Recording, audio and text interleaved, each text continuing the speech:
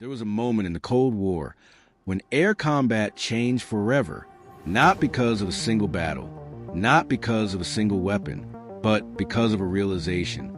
If war broke out between the United States and the Soviet Union, control of the skies would determine everything that followed. Missiles could be launched, armies could move, strategies could unfold, but without air superiority, none of it would last. And by the late stages of the Cold War, that superiority was no longer guaranteed. Soviet aircraft were improving, faster, more maneuverable, equipped with better radar and more capable missiles. For the first time, American pilots faced the possibility of encountering adversaries that could challenge them in ways they hadn't experienced before. That risk was unacceptable, because losing control of the air, even briefly, could create openings that would cascade across every domain of warfare. This is the story of the aircraft designed to prevent that from ever happening. The fighter that didn't just compete with its rivals, it redefined the fight before it even began. This is the story of the F-15 Eagle. At the height of the Cold War, the rivalry between the United States and the Soviet Union had entered a new phase. It was no longer just about numbers. It was about capability, technology, precision, the ability to dominate not just on the ground, but in the air, where speed, awareness, and reaction time could determine the outcome in seconds. The lessons of previous conflicts had made one thing clear: air superiority wasn't optional. It was essential. Without it, operations on land became vulnerable, naval forces became exposed, and strategic objectives became harder to achieve. The United States understood that maintaining control of the skies wasn't just about defending territory. It was about shaping the entire battlefield. But there was a problem. New Soviet aircraft, like the MiG-25, had demonstrated capabilities that raised serious concerns. High speed, high altitude, performance that suggested the Soviet Union was closing the gap. Even if those aircraft had limitations, they revealed something important. The competition was accelerating, and if the United States didn't respond, it could fall behind. That possibility drove a shift in thinking. Incremental improvements would no longer be enough. Upgraded versions of existing aircraft wouldn't guarantee dominance. What was needed was something entirely new. A fighter built from the ground up with a single purpose: to control the skies. Not just to compete, but to dominate.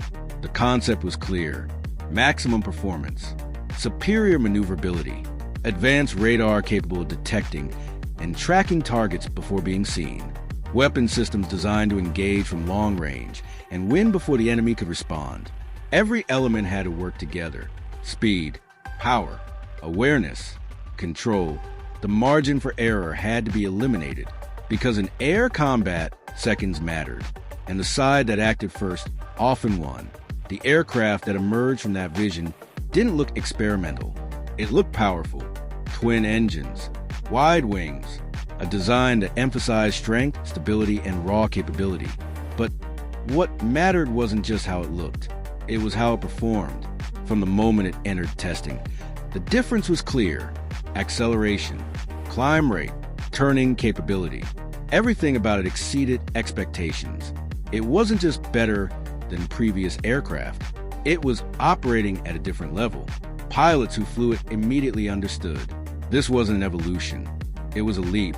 Because for the first time, an aircraft combined speed, maneuverability, and situational awareness in a way that gave the pilot a decisive advantage before the fight even began.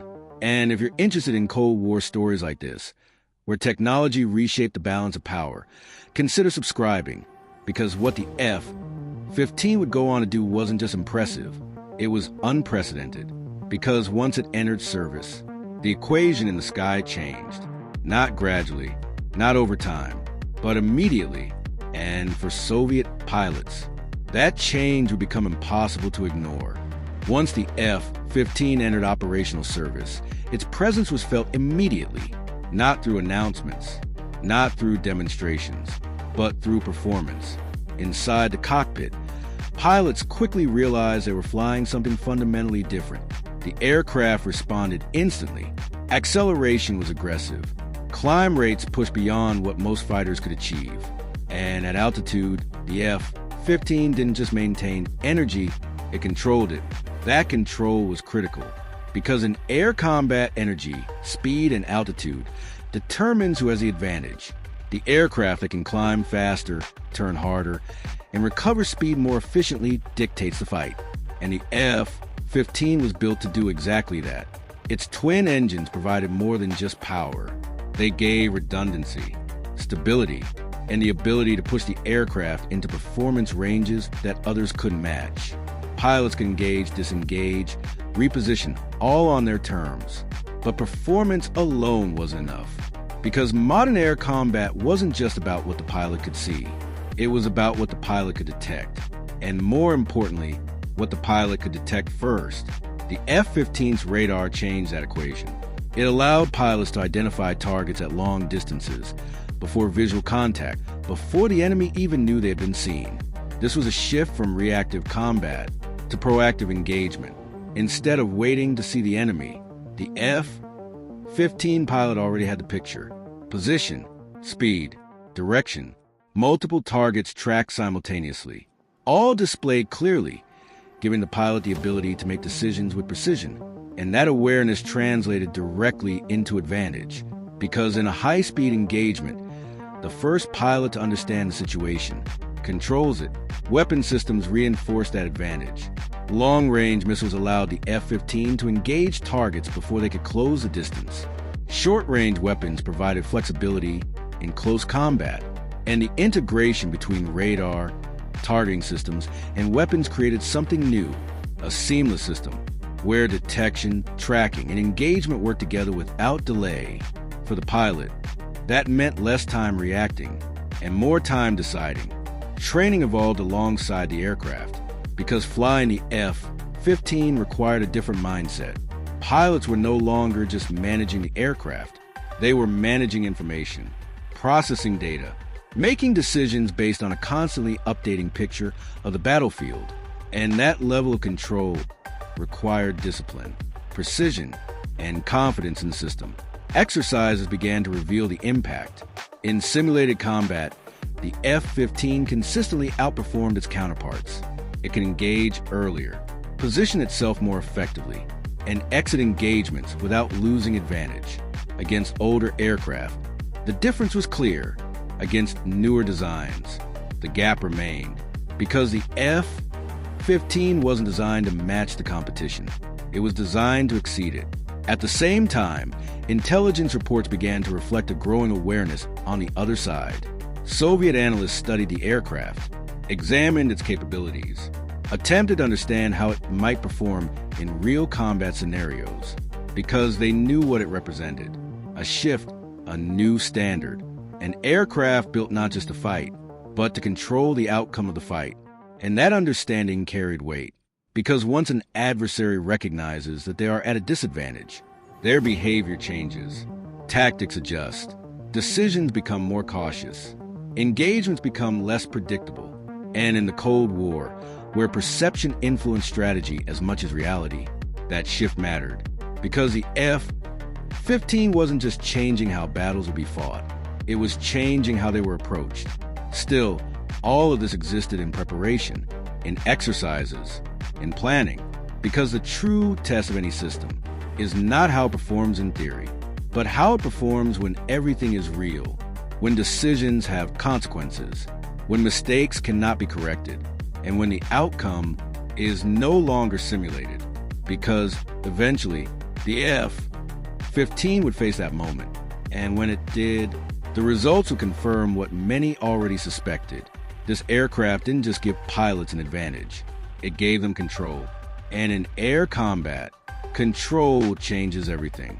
When the F-15 was finally tested in real-world conditions, the results weren't just impressive, they were decisive. Because for the first time, the aircraft wasn't facing simulations.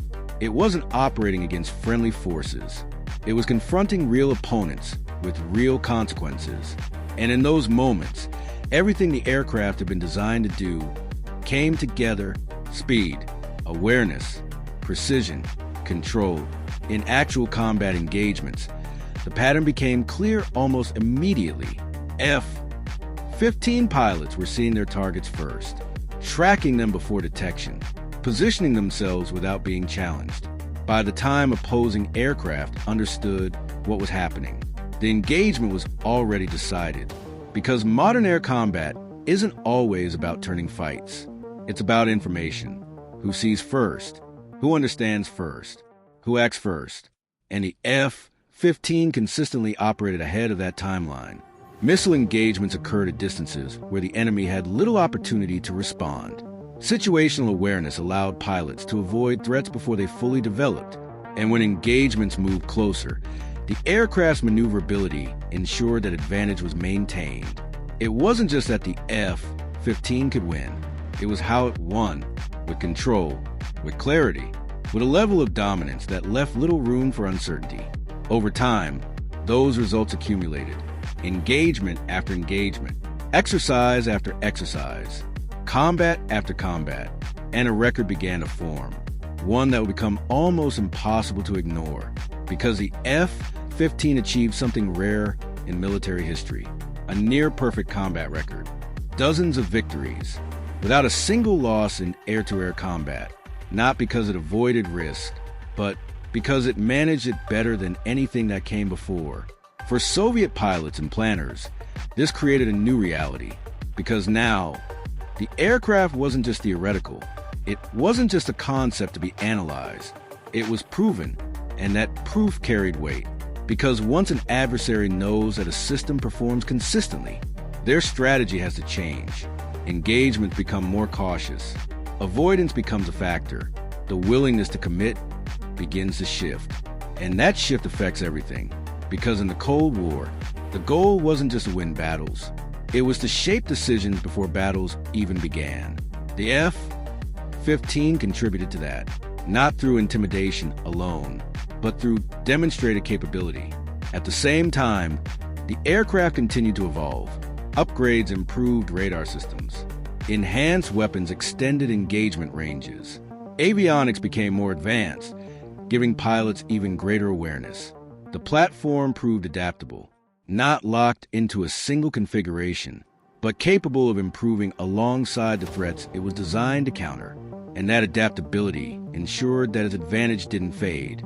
It was maintained, extended, reinforced over time. But perhaps the most important impact wasn't in the numbers. It wasn't in the victories. It was in what those victories represented, because they confirmed something fundamental. That control of the air wasn't just achievable. It was sustainable. With the right combination of technology, training, and strategy, the United States could maintain superiority, even as the competition advanced. And if you're interested in Cold War stories like this, where real-world performance reshaped global strategy, consider subscribing, because what the F-15 demonstrated went beyond combat success. It changed expectations. Because once an aircraft proves that it can dominate consistently, it doesn't just win fights. It influences whether those fights happen at all. Still, even with that record, the story of the F-15 wasn't just about combat. It was about something larger. Because in the Cold War, the true measure of power wasn't just what you could do. It was what your adversary believed you could do. And that belief could prevent conflict before it ever began. In the end, the F-15 didn't just prove itself in combat. It reshaped the meaning of air superiority, because what it delivered wasn't just victory in individual engagements. It was control over the entire domain. From the moment it entered service, the balance in the sky shifted, not dramatically, not visibly, but decisively. The United States now possessed an aircraft that could detect first, act first, and maintain advantage throughout the fight. And that capability extended beyond the cockpit. It influenced planning, strategy, expectations. Because when commanders knew that air superiority could be established quickly, everything else became more possible. Ground operations could move with greater confidence. Naval forces could operate with reduced risk.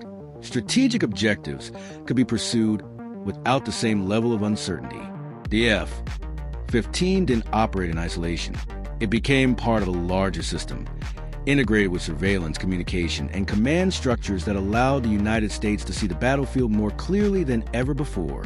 And that clarity mattered, Because in the Cold War, uncertainty was one of the greatest dangers. Not knowing what the other side could do, not knowing how quickly they could act, not knowing whether an engagement could escalate beyond control. The F-15 helped reduce that uncertainty. It provided a level of confidence that shaped decisions before conflict even began. Because when one side knows it can control the air, it changes how both sides behave. For the Soviet Union, the presence of the F-15 introduced a new calculation. Any engagement in the air carried increased risk. Any confrontation could lead to a disadvantage that would be difficult to recover from. And that awareness influenced strategy. Caution increased, planning adjusted, and in some cases, engagements were avoided entirely. That was the deeper impact, not just winning fights, but preventing them. Because in a conflict where escalation could happen quickly, avoidance was often the most important outcome. The F-15 became more than just a fighter. It became a symbol of a broader approach. One built on technological superiority, on training, on the ability to integrate systems into a cohesive advantage. And that approach extended beyond a single aircraft. It reflected how the United States approached the Cold War itself. Not just reacting, but anticipating. Not just matching, but exceeding. Not just competing, but shaping the environment in which competition took place. Today, the legacy of the F-15 continues. Modern variants remain in service, upgraded, refined, still capable, still relevant, because the foundation it established was strong enough to endure. And the lessons it demonstrated about speed, awareness, and control continue to influence how air power is developed and used. But perhaps the most important part of its story isn't found in its specifications, or even in its combat record. It's found in what it represented. The idea that dominance isn't just about strength. It's about understanding, about seeing first, deciding first, acting with precision before the opponent even realizes the fight has begun. Because in the Cold War, victory wasn't always measured by battles fought. It was measured by the conflicts that never escalated, by the moments where advantage prevented confrontation. And in the skies above that tense and uncertain world, the F-15 helped ensure that when it mattered most, the United States was already in control. For more stories like this, make sure to like the video and subscribe to the channel. Because some of the most important advancements in history didn't just change technology, they changed the outcome before the battle even started.